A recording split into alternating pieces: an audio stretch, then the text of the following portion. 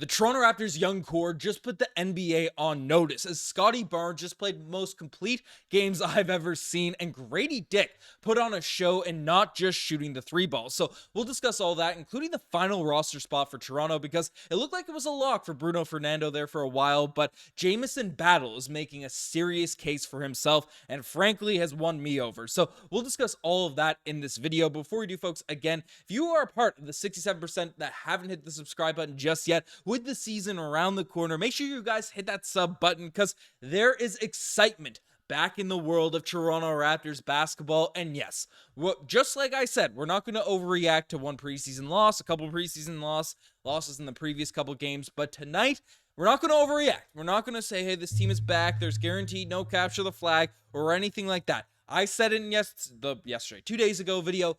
This is going to be a roller coaster of a season, as it is with young players. But you want to see those highs. You want to see those flashes of greatness from especially the players you put a lot of investment into. Whether it's, selecting them with a lottery pick in the same way you did with Grady Dick, or giving a max contract, I guess you did with Scottie Barnes as well, or giving a max contract to with Scottie Barnes, which is even more of an investment. Because frankly, that's the pillars of this franchise. Those are the types of players that are really going to change everything for this team. And what we saw tonight, I don't care how cynical you are about this Raptors team, as Raptors season coming up, this cannot, if you are a fan of this team, get you not get you excited. And yes, the outcome, it was still a close game at the end there, and the Raptors pulled it out, which is a nice to see from the bench unit there for this Raptors squad. But this was night and day from what we saw the other night from the top guys in this Raptors squad, and they did it against better competition. The Celtics came out with Jason Tatum, with Jaylen Brown, with Derek White. Jrue Holiday wasn't there.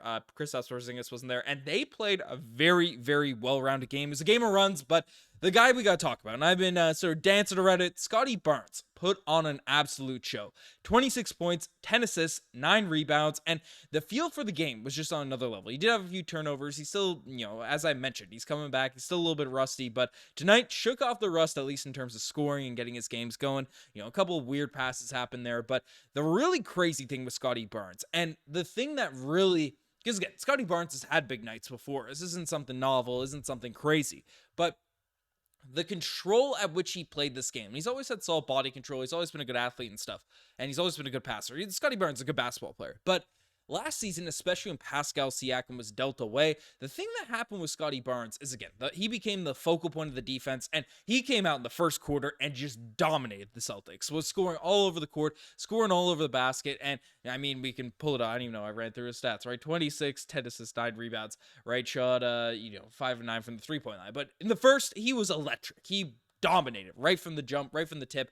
But the thing that really impressed me about Scottie Barnes' game tonight, and again, still relatively limited, it's 30 minutes, so it's not limited, but he's probably going to get 36, 38 a night under this team. But the thing about Scottie Barnes is the Boston Celtics completely just trapped Scottie Barnes. They put 2, 3, 4 guys on him, it felt like, on different possessions, just collapsing the paint, trying to stop what Scottie Barnes is providing on the offensive end. And this is the load that, Pascal Siakam, to a lesser extent, Fred VanVleet in previous seasons, had on this team, because the focal point of the defense was on those guys. So when Scottie Barnes had an electrifying start to the season and cooled off in the second half of the year, it made sense because that focal point, the game plan, was all focused on Scottie Barnes night in, night out. And we saw the Boston Celtics make some adjustments and come out there and really put the defensive pressure to Scottie Barnes. And that's what led to a second quarter run for the Boston Celtics. The Raptors are by 20 odd. And then the Celtics had a 4 or 5 minute stretch there where they just dominated the Raptors and became a close game once again. And that's when the focus was put on Scottie Barnes. And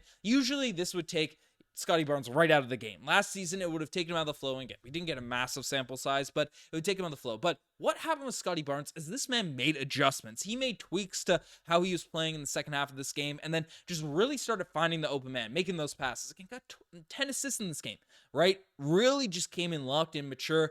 And this is what you want out of your star players. And frankly, Pascal Siakam got better at this, but he was never a natural elite passer. So when the focus of the defense was on Pascal Siakam, even though he was good in the mid-post at making good passes and stuff, when Pascal Siakam was in his move, was making those drives, that shot was going up. And that's the difference. One of the differences between Scottie Barnes, Pascal Siakam is Scottie Barnes has that potential. It hasn't been there yet. Like, again, one preseason game isn't going to change everything, but Scottie Barnes has the vision on another level, right? But when you're the focal point, when you're that main guy, having that vision and making the right decisions with all the pressure, with all the defense locked in on you, that's what those real star players are able to do. And it's one of those aspects, those avenues that can really unlock you as a basketball player. And frankly, forget the near triple-double. Forget all that. We know how good Scottie Barnes is. That was the thing that impressed me most about his game tonight. And again, we're not overreacting. We're not taking things crazy out of, one single preseason game. But that single sort of aspect of tonight's matchup really had me excited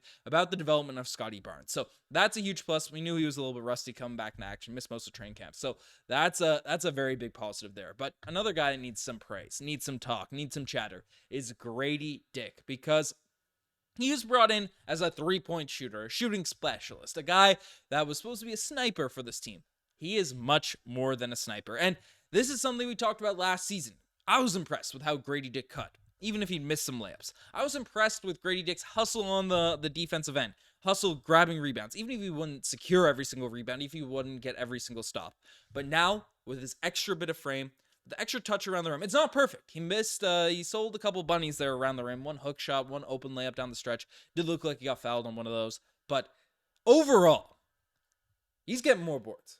He is finishing around the rim at a much more elite level. And we know he's an elite three-point shooter. That is what it is. And the cuts this guy is making, some of the catches he made, Davion Mitchell threw a gorgeous pass. It was a tough catch for Grady Dick, but he caught that on the run, finished that basket. Scottie Barnes threw some thread-of-the-needle passes. And again, as a point guard, I always give him the praise, the love to the passer, but being able to catch that on the move, on the run, is not that easy. So Grady Dick, the cutting, the rebounding, the defense, again, not I wouldn't call it super elite just yet, but it's getting there. It's developing, right? The Kyle Korvers, even though they got good, J cuts and stuff like that, Grady Dick's just doing something a little bit extra. And, to take a look at his stats in terms of what he was able to do in tonight's game, Grady Dick in this one, starting 32 minutes, 27 points, 6 rebounds, 2 steals, and 3 of 8 shooting from the three-point line, and 12 of 21, right? 3 of 8, those threes came early on in this game, but he was just as effective when the three-point shots were going down, when the Boston Celtics took away, were in hard denies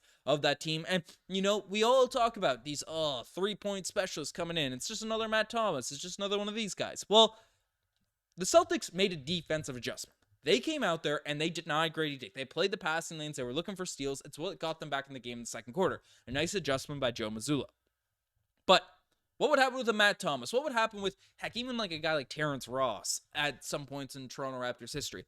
That denies happen. Players get in the passing lanes, and then they're out of the game. They don't have a shot. They can't get their looks off. They can't do anything. Grady Dick, he was able to make those reads, make those back cuts, even catch the ball on different curls around some pin down actions and drive to the basket, drive to the rim and either hit a pull-up jump shot with some defenders in his face or finishing contact inside the lane. And those are the things that differentiate, just your kind of casual elite three-point shooter, your Mr. 99% and all that when they get open looks, to an actually good NBA basketball player. And Grady Dick, again, it's not going to be perfect every night. We saw Grady Dick have a little bit of a stinker the other night. It's going to be up and down. The guy is young. He's developing. He's coming into this league.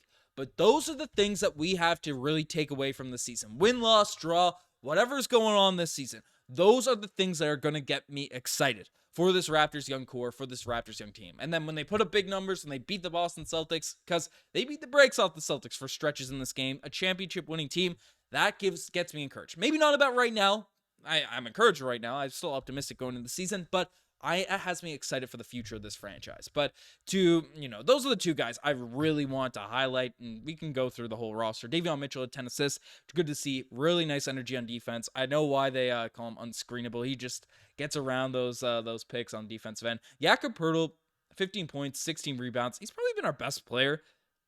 Maybe that's a stretch, but probably our most consistent, better players out there in preseason. And, the stat line doesn't jump out at you, but just consistency in terms of what he's able to do. He's finishing around the rim really well. And now with this team being able to hit him in different pockets, Poeltl is still a very, very good basketball player. Ochai Agbaji is one of the best games I've seen him play in a Toronto Raptors uniform. Had 16 points in this one, 3 assists, 5 rebounds. Did get a couple threes drilled in his face by Jason Tatum. So that was, is what it is. But I thought defensively he played well. Again, still 1 of 4 from the 3-point line. That's the area you want to see. But I did criticize Ochai Agbaji's ability to finish around the rim, which which is, when you're that level of athlete, you have that strength, you have that sort of length, you got to be able to finish around the bucket. Tonight, he did that on a solid level, so hopefully that continues. Because again, we get this offensive performance for Ochai Agbaji, then that is an elite basketball player. So that's a plus. Not much out of Chris Boucher off the bench.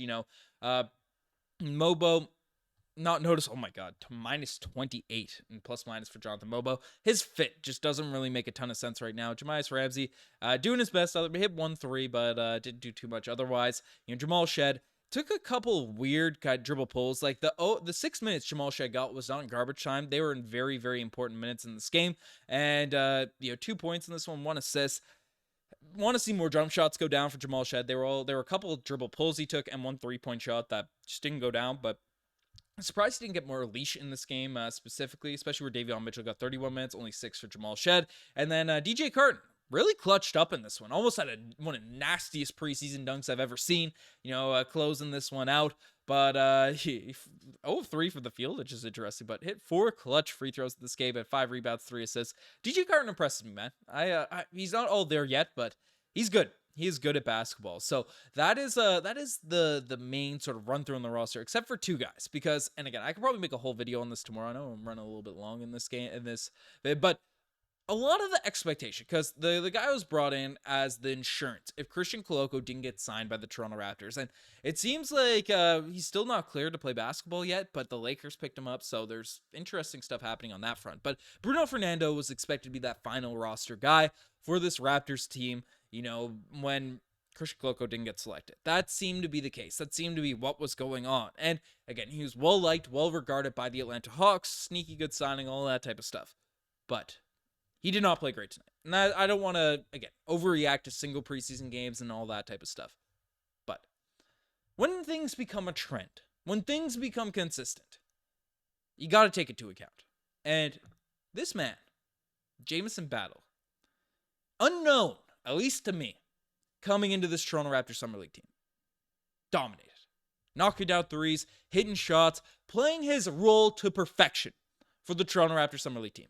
Gets picked up on an Exhibit 10 contract. Again, zero expectations. Anyone that didn't watch Summer League still probably didn't hear who Jamison Battle was. This guy has been one of the most impressive players off the bench for the Toronto Raptors over the course of this entire preseason. And when you get the body of work of all the Summer League action, of all these preseason games, and he's able to come out here and do what he did, right? Looking at the stats in this one tonight, right? Jamison Battle, that's a Boston Celtics team right there. But Jamison Battle, 8 points, 2-5 from the 3-point line, but very consistent. Hit a very nice dribble pull-up. Again, we're not seeing much beyond the 3-point shot. But I look at Mopo.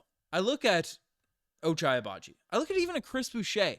I see similar sort of skill sets to a Fernando, who was bringing on the rebounding. He did foul out of that game in 14 minutes, which is kind of crazy. He had some decent tip-ins and stuff. But the Raptors need shooting. Again, it felt like we didn't need it tonight because a lot of people were hitting. But the Raptors need shooting. And Jamison Battle provides that. I'm not seeing him get cooked at a crazy level out there on the defensive end. So this deserves more analysis. But I'm picking Jamison Battle for that final roster spot. I want him in there.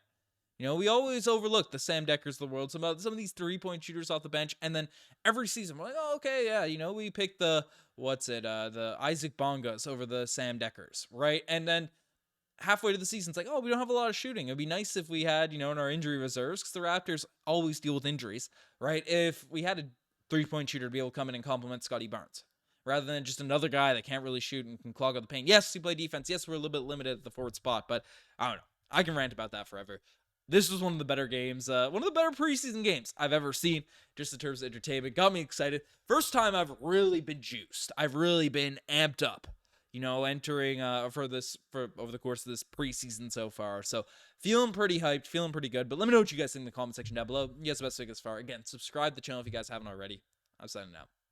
Cheers.